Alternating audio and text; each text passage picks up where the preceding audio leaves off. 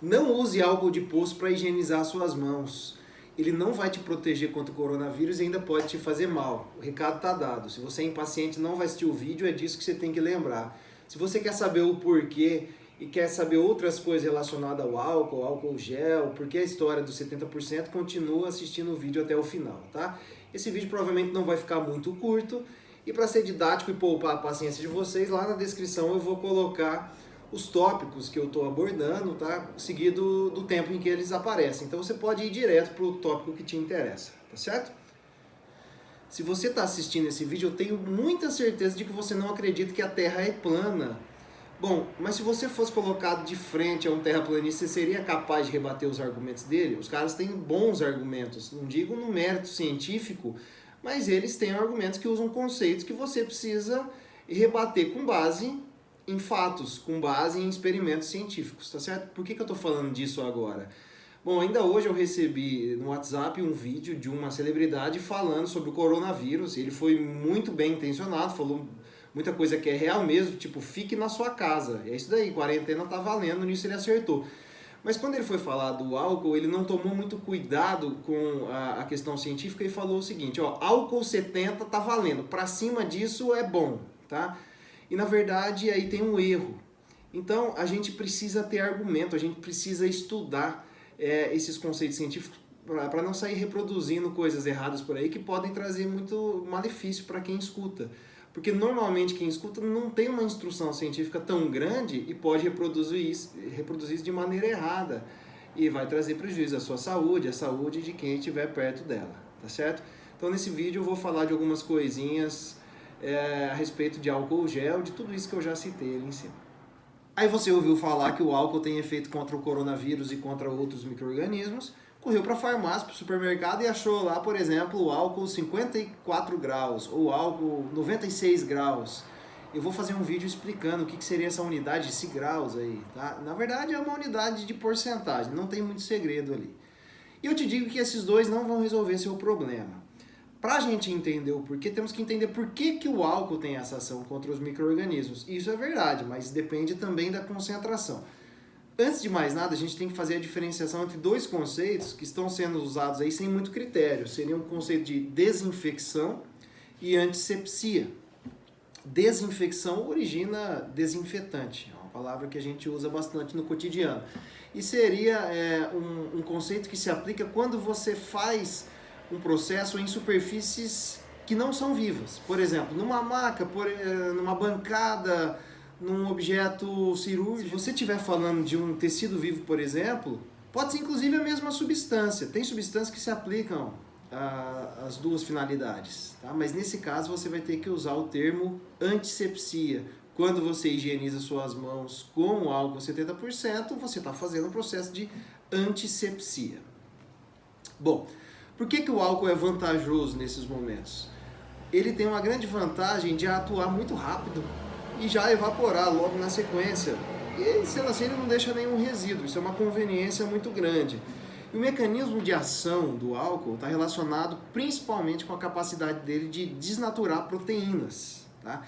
Isso daqui seria o principal fator, mas tem outros. Por exemplo, ele consegue solubilizar lipídios, ele consegue desestruturar as membranas celulares, mas o principal seria relacionado à desnaturação de proteínas. Todo mundo sabe, ou deveria saber, que a proteína tem sua estrutura primária, secundária, terciária e algumas têm sua estrutura quaternária. Dentro dessa organização, ela tem uma estrutura tridimensional, ou seja, uma organização no espaço, um arranjo tridimensional que vai determinar a estrutura dela. E se ela perde esse arranjo, ela vai deixar de fazer aquela função a qual ela se destinava. E é aí que o álcool vai atuar. Para ser bem sincero, a ação do álcool é muito complexa, né? Quando ele entra numa célula de micro-organismo, ele vai fazer uma bagunça total ali dentro. A gente não sabe exatamente por que ele vai matar, mas conseguimos determinar que pelo menos esses três fatores estão atuando. Desnaturação de proteínas, solubilização de lipídios e desestruturação das membranas celulares. Mas por que a concentração de 70%? Vamos entender o que seria essa porcentagem. 70% significa que em 100 ml dessa sua solução você tem 70 ml de etanol, tá? Então é óbvio que o álcool de posto, que chega a concentrações de 93, 94% de etanol, ele é mais puro do que o álcool 70%. E aquele que tem 54% é menos puro do que o álcool 70%. Tá? Eu acho que fica fácil de entender por que um menos concentrado não tem uma ação tão eficiente. Né? Até o senso comum te leva a concluir isso daí, porque tem menos álcool, ele vai ter menos efeito, muito bem.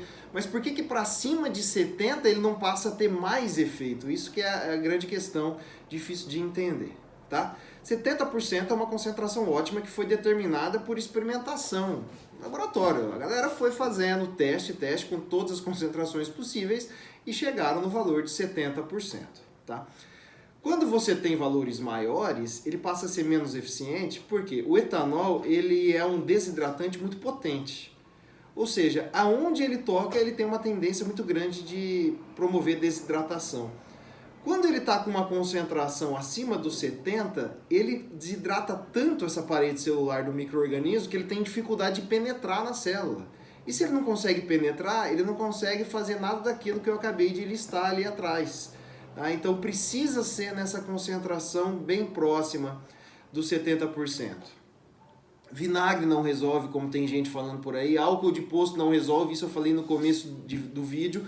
Por que ele não te protege? Porque ele está acima dos 70 e muito acima.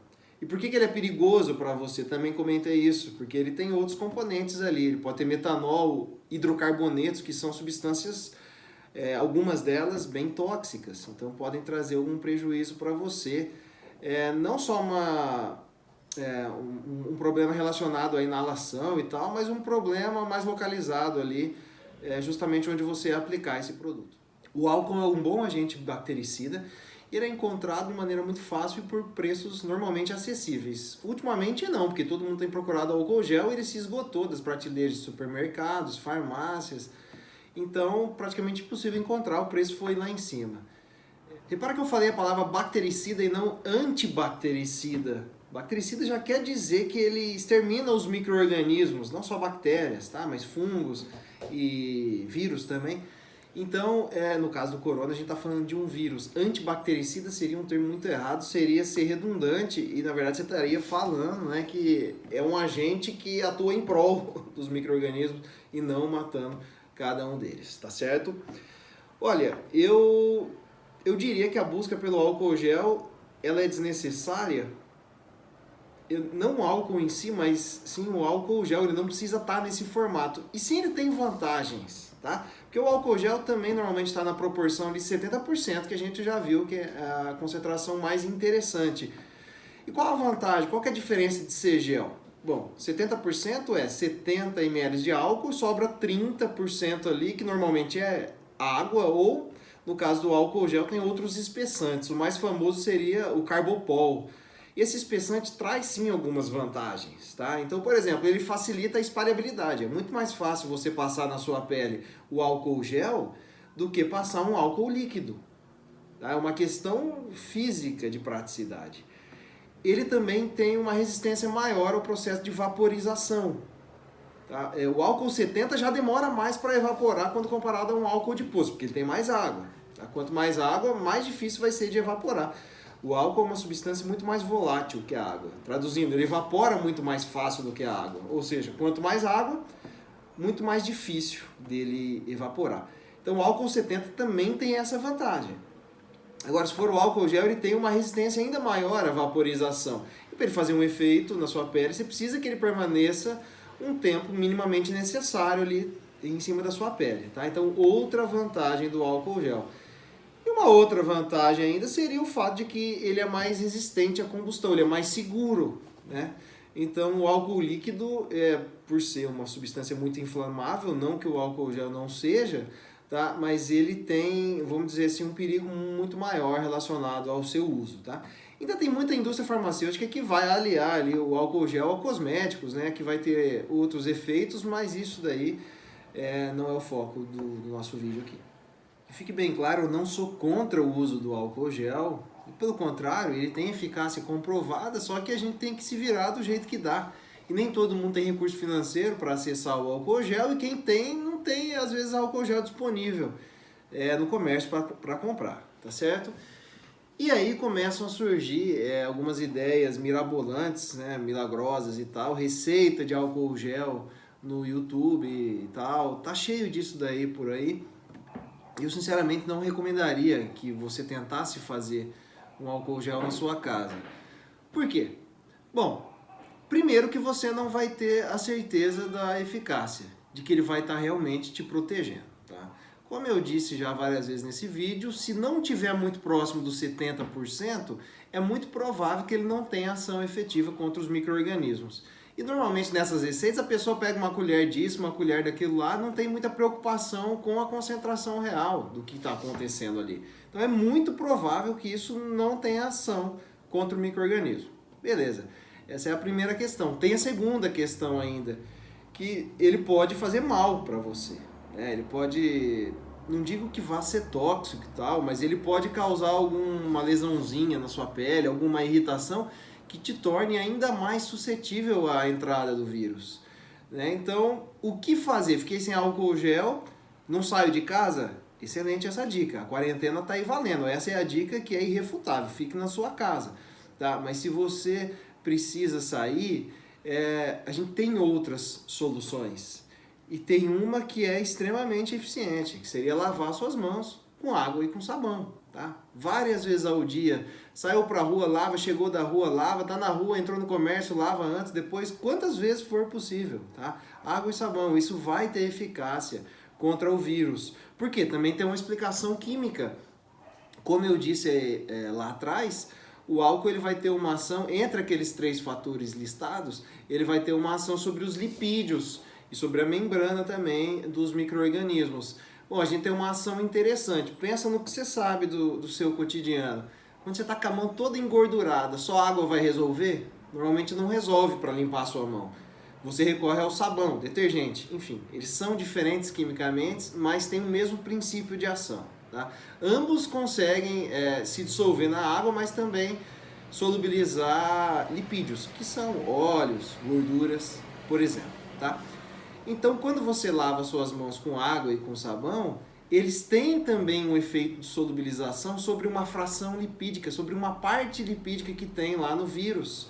Tá? Ele tem o vírus, especificamente do corona, ele tem uma carapaça lipídica que reveste, é um fator de proteção, que se você expõe a ação do sabão, com certeza ele está ficando vulnerável e você é bem provável que consiga inativar esse micro-organismo. Tá?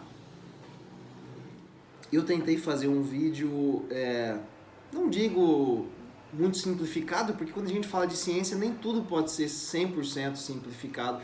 É necessário que a gente trate de alguns conceitos científicos.